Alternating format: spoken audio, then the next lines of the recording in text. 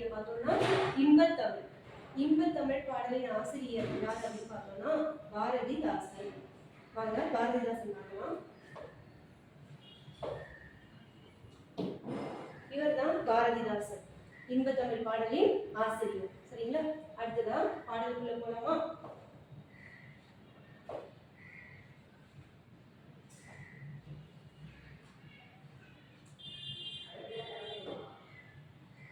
நமது தாய்மொழியாகிய தமிழை தமிழ் இலக்கியங்கள் போற்றுகின்றன. தமிழ் இலக்கியங்கள் போற்றுகின்றன. எப்படி போற்றுகின்றன அப்படின்னு பார்த்தோம்னா தமிழ் வணக்கம். இந்த தமிழ் வணக்கம் என்பது தற்கால இலக்கிய மரபாக ஆகிவிட்டது. பாரதிதாசன் தமிழை பலவாறாக போற்றுகிறார். எப்படி போற்றுகிறார்? பலவாறாக. அதாவது கண்ணே மணியே என்று குழந்தையை கொஞ்சுவது போல. எப்படி நாம் குழந்தையை தங்கமே மணியே முத்தே பவளமே என்று குறிப்பிடுவோமோ அழைப்போமோ அது போல தமிழ் மொழியை பாரதிதாசன் அழகாக கண்ணே மணியே என்று கொஞ்சுவது போல குறிப்பிட்டுள்ளார். அதுபோல அவர் செந்தமிழுக்கு பல பெயர்களை சூட்டி அழகாக நம்மளுக்கு பாடல்களில கொடுத்திருக்காரு. அந்த பாடல்களை பார்க்கணும்.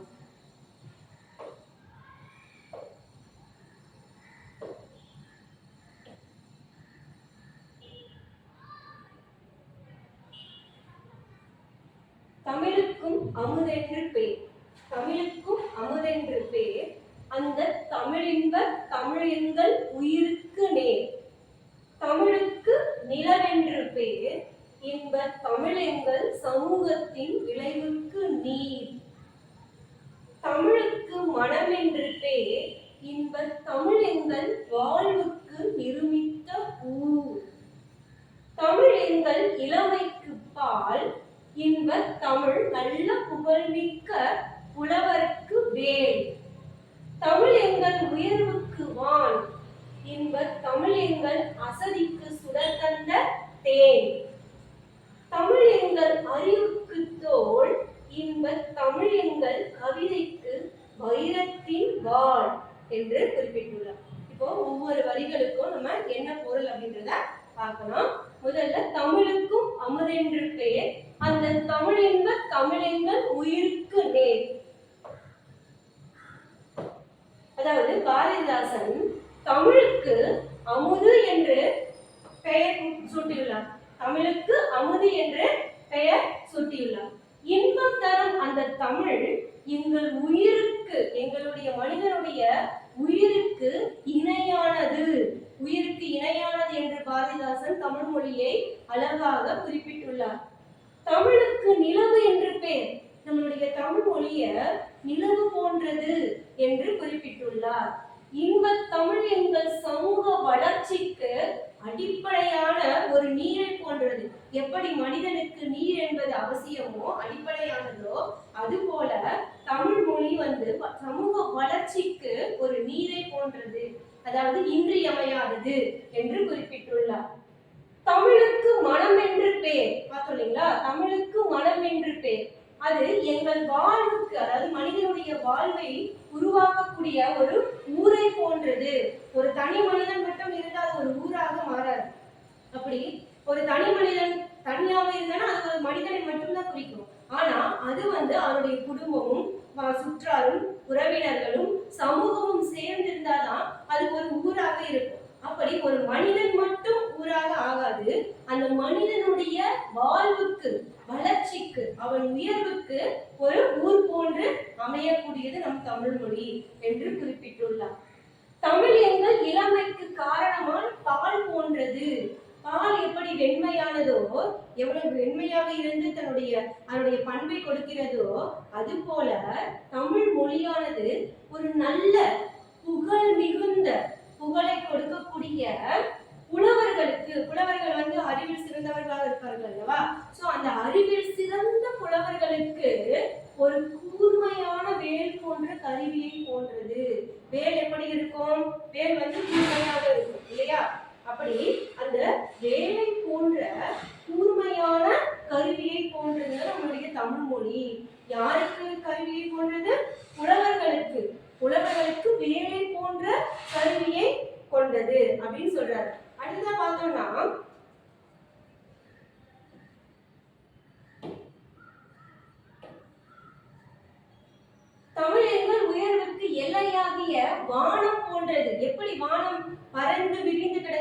வானத்தை நம்மளால அளக்க முடியுமா? அளக்க முடியாது. அதற்கு எல்லை உண்டா?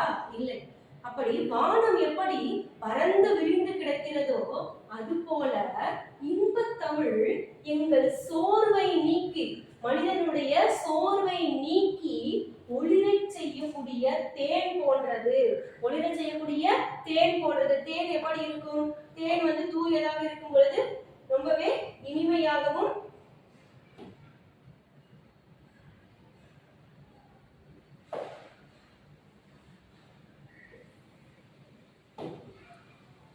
சுவையானதாகவும் இருக்கும்.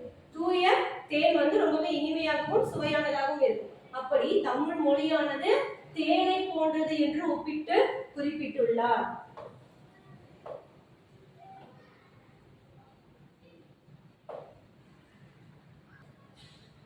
சோர்வை நீக்கி ஒளிர செய்யக்கூடிய தேன் போன்றது அப்படின்றத பார்த்தோம்.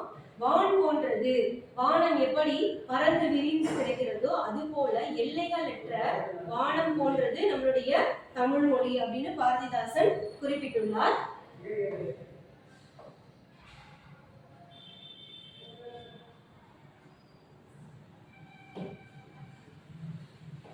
வானம் எப்படி பறந்து விரிந்து இருக்கிறது எல்லைகளற்று, அது போல பறந்து விரிந்து காணப்படுகிறது நம்மளுடைய தமிழ் மொழி அப்படின்னு பார்த்தோம்.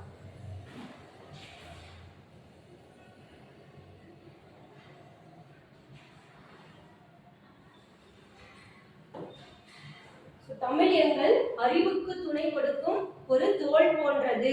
தமிழ் எங்கள் அறிவுக்கு துணை கொடுக்கக்கூடிய ஒரு தோல் போன்ற வலிமை மிக்கது, ஒரு உறுதியானது என்றும் குறிப்பிட்டுள்ளார். தமிழ் எங்கள் கவிதைக்கு வைரம் போன்ற உறுதிமிக்க வாள் எப்படி கூர்மையா இருக்குமோ அது போல வாள் போன்றது அப்படின்னு சொல்லியிருக்காரு நம்மளுடைய பாரதிதாசன். வாள் எப்படி இருக்கும்? மிகவும் கூர்மையான பகுதி இருக்கும். அடுத்துதான் நம்மளுடைய பிடிப்பதற்கான அந்த பகுதிகள் இருக்கும். அப்ப கூர்மையான பகுதி மிகவும் ஷார்ப்பா இருக்கும் பொழுது அது என்ன ஆகும்னா போய் செல்லக்கூடிய இடத்துக்கு எளிதாக கொண்டு சென்று தாக்கக்கூடியதாக இருக்கும். அப்படி எளிதாக சென்று தாக்கும் பொழுது தன்னுடைய இலக்கை விரைவில் அது அடையும். அது போலதான் நம்மளுடைய தமிழ் மொழி தோல் போன்றது, தமிழ் எங்கள் கவிதைக்கு வைரம் போன்றது அப்படின்னு குறிப்பிட்டிருக்கார். வைரம் போன்ற வாள் மிக்கது, வாள் போன்றது, வாள் கூர்மையாக இருப்பது போல வைரம் ஜொலிப்பது போல நம்மளுடைய தமிழ் மொழி மிகவும் ஜொலிக்கிறது என்று குறிப்பிட்டுள்ளார். இப்ப அடுத்து பாத்தீங்கன்னா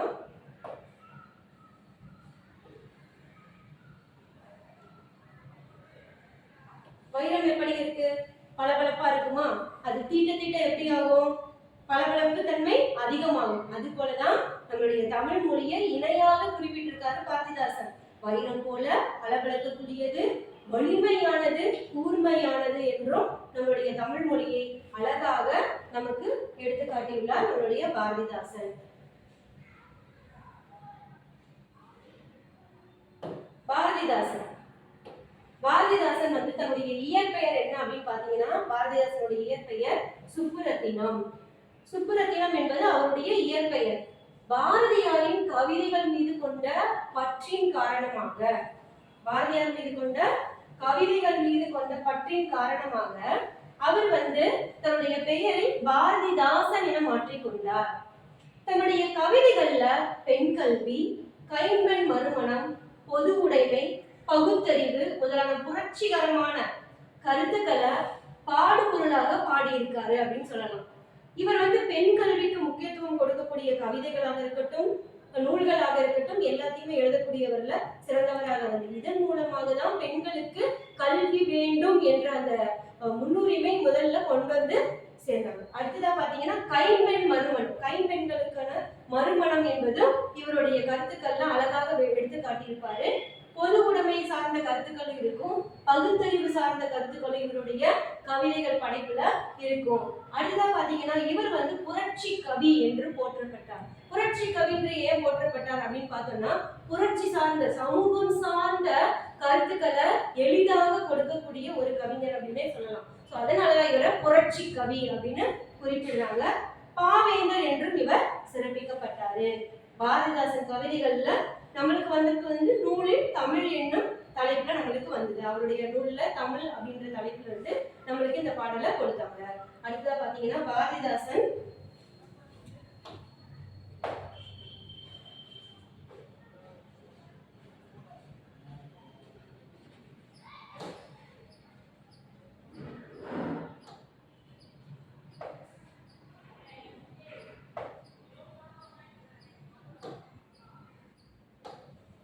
அவருடைய கவிதைகள்ல அழகின் சிரிப்பு, குடும்ப விளக்கு, இசை அமுது, பாண்டியன் பரிசு, தமிழ் இயக்கம், காதல் நினைவு. இந்த கவிதைகள் ஒவ்வொன்றும் சிறப்பம்சங்கள் வாய்ந்தது. அழகின் சிரிப்பாக இருக்கட்டும், குடும்ப விளக்காக இருக்கட்டும், இசை அமுதாக இருக்கட்டும், பாண்டியன் பரிசாக இருக்கட்டும், தமிழ் இயக்கமாக இருக்கட்டும், காதல் நினைவுகளாக இருக்கட்டும், அனைத்து கவிதைகளுமே மிகவும் இனிமையானது. அடுத்து அவர் இன்னும் கற்றுக்கொள்ளக்கூடியதாக இருக்கும். அடுத்தடுத்து நம்ம தொடர்ந்து படிக்கணும் அப்படின்ற ஆர்வத்தை ஏற்படுத்தக்கூடிய கவிதைகளாக இருக்கும்.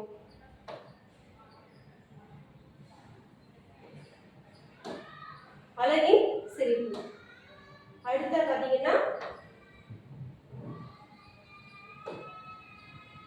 பாண்டியன் பரிசு.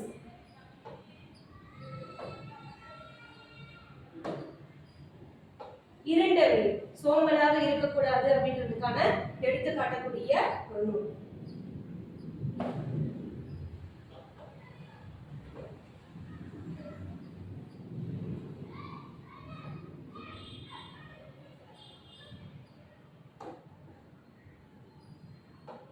பாரதிதாசனுடைய குறிப்புகள் பார்த்தோம், அவருடைய நூல்கள் எழுதுனதுன்னு பார்த்தோம் இல்லைங்களா. அடுத்ததா சரியான விடை பார்க்கலாமா? சரியான விடையை தேர்ந்தெடுத்து எழுதுக. ஏற்ற தாழ்வற்ற சமூகம் அமைய வேண்டும். நாள் முழுவதும் வேலை செய்து கலைத்தவருக்கு டேஸ் ஆக இருக்கும் அசதி. நிலவு கூட்டல் என்று என்பதனை சேர்த்து எழுத கிடைக்கும் சொல் நிலவென்று. நிலவென்று அதாவது நிலவு என்று என்பது நிலவு கூட்டல் என்று. இப்போ இந்த உ ஏ மாறி வே என்று மாறுகிறது, நிலவென்று. தமிழ் கூட்டல் எங்கள் என்பதனை சேர்த்து எழுத கிடைக்கும் சொல் தமிழெங்கள். இப்போ அதேதான் தமிழ் கூட்டல் எங்கள். இதுல இல் லே ஏவும் இல்லும் மாறும் பொழுது லே தமிழெங்கள் என்று பிறக்கிறது. அமுதென்று என்னும் சொல்லை பிரித்து எழுத கிடைப்பது அமுது கூட்டல் என்று. அமுதென்று என்பதை பிரித்து எழுதும் போது அமுது கூட்டல் என்று என்று பிரிகிறது. செம்பயிர் என்னும் சொல்லை பிரித்து எழுத கிடைப்பது செம்மை கூட்டல் பயிர்.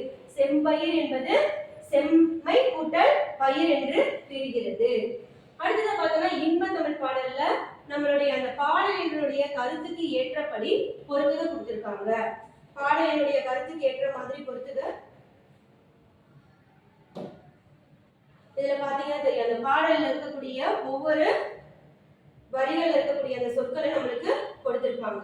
சோ அத பொறுத்துக நம்ம இப்ப பார்க்கலாம்.